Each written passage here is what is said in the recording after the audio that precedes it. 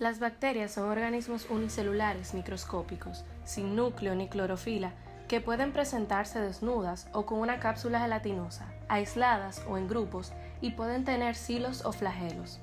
Son uno de los seres vivos más antiguos de este planeta, son maestras en la supervivencia y pueden encontrarse en todas partes.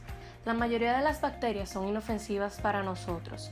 Nuestro cuerpo alberga millones de ellas y te ayudan a sobrevivir, pero otras pueden invadir tu cuerpo, diseminarse rápidamente y matarte. Millones de personas solían morir como resultado de infecciones bacterianas, hasta que desarrollamos una superarma, los antibióticos. Junto con las vacunas, los antibióticos revolucionaron la medicina y salvaron miles de vidas. Los antibióticos matan a la gran mayoría de las bacterias susceptibles con bastante rapidez, dejando solo un pequeño grupo de supervivientes, que nuestro sistema inmune trata fácilmente. ¿Cómo hacen los antibióticos? Imagina a la bacteria como un complejo con miles de procesos complejos que lo mantienen vivo y activo.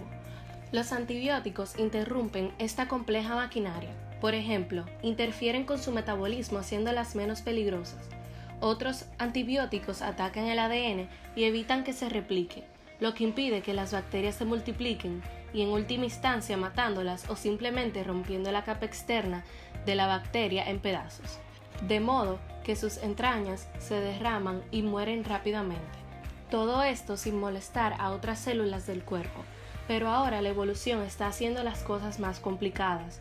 Una pequeña minoría de las bacterias que invaden nuestro cuerpo podrían haber evolucionado para protegerse. Hace no mucho tiempo se creía que la salud de los seres humanos ya no se vería amenazada por infecciones bacterianas graves. Las enfermedades bacterianas como lepra, neumonía, gonorrea y docenas más se curaban con la administración de alguno o de varios antibióticos, compuestos que mataban las bacterias en forma selectiva sin dañar al hospedador humano en el que crecen. Conforme las bacterias patógenas se vuelven cada vez más resistentes a estos fármacos maravillas, lo que causa la muerte a muchas personas que en alguna época se hubieran tratado con éxito. Incluso la tuberculosis, que casi había desaparecido en los países desarrollados, ha resurgido en todo el mundo en una forma denominada XDR, extremadamente resistente a fármacos, que es casi intratable. Se teme que la tuberculosis XDR esté a punto de convertirse en una crisis mayor de salud mundial.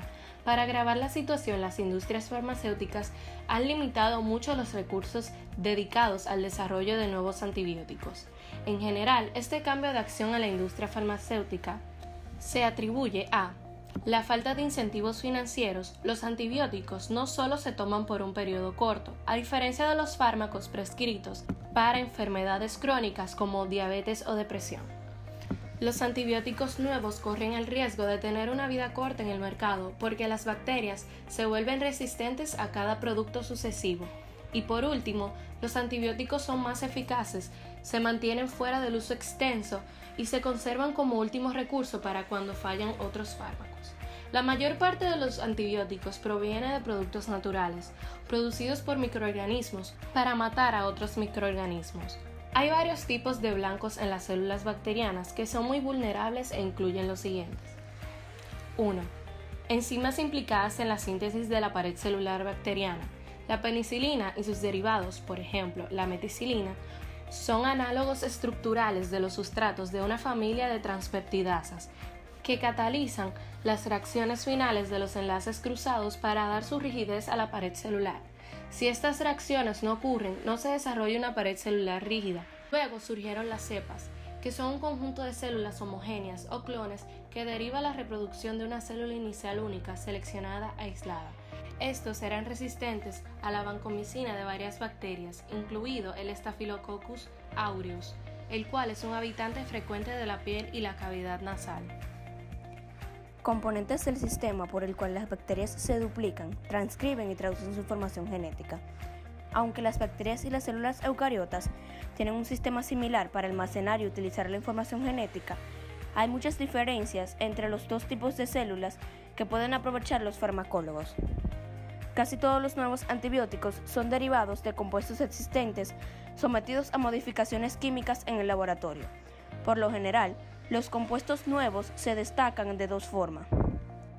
El compuesto se somete a prueba para valorar su capacidad para matar células bacterianas que crecen en una caja de cultivo o en un animal de laboratorio, o se valora su capacidad para unirse e inhibir una proteína blanco particular que se purificó a partir de células bacterianas. El antibiótico linezolida actúa de manera específica en los ribosomas bacterianos e infiere con la síntesis proteínica. La dapsina son lipopeptídicos cíclicos y alteran la función de la membrana bacteriana. Muchos investigadores esperan que la linezolida y la daptomicina se usen poco para poder mantener la resistencia al mínimo. Enzimas que catalizan las reacciones metabólicas específicas de las bacterias. Las sulfas son antibióticos eficaces porque se parecen mucho al compuesto ácido aminobenzoico. Como los seres humanos carecen de una enzima que sintetiza ácido fólico, deben obtener esta coenzima esencial en la dieta y por consiguiente, los fármacos tipo sulfa no tienen efecto en el metabolismo de seres humanos. Las bacterias se vuelven resistentes a los antibióticos mediante varios medicamentos distintivos, muchos de los cuales pueden ilustrarse con el ejemplo de la penicilina. La penicilina es un lactámico, o sea, contiene un anillo lactámico de 4 elementos.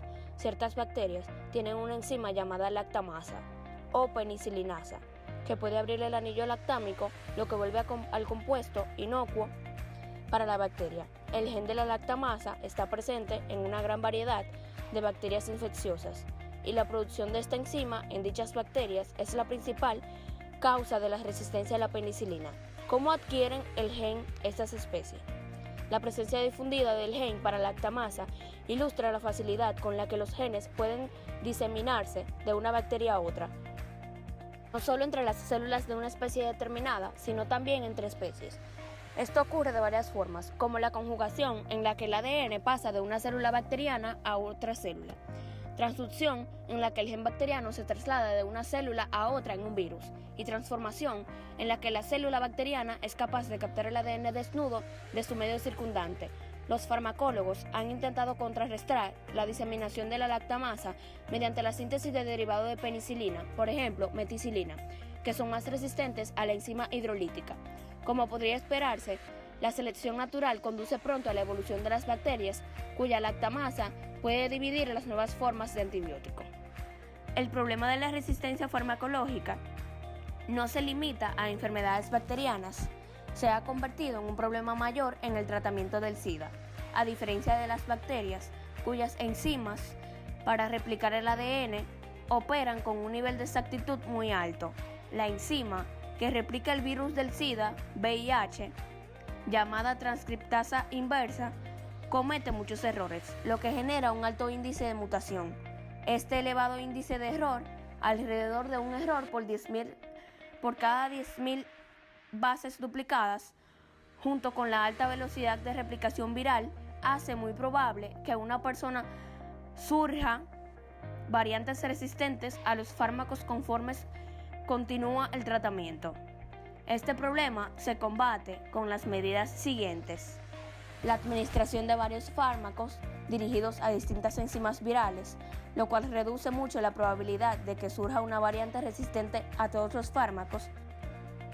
El diseño de fármacos que interactúan con las porciones más conservadas de cada enzima enfocada, es decir, las porciones cuyas mutaciones tienen mayor probabilidad de producir una enzima defectuosa.